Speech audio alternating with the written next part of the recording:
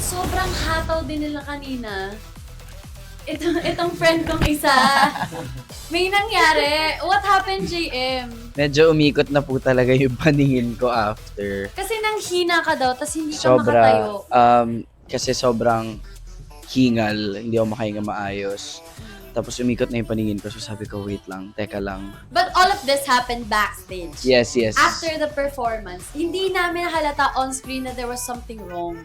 I had to, the show must go on. Actually, after talaga, sobrang nafe-feel ko na siya. Parang, usually, na-feel ko na to before, pero now kasi parang extra yung effort ba to actually like, syempre yung character, yung choreography, it's very complex.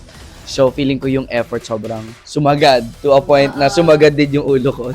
Ayun na. Ikaw, Boss G, how are you?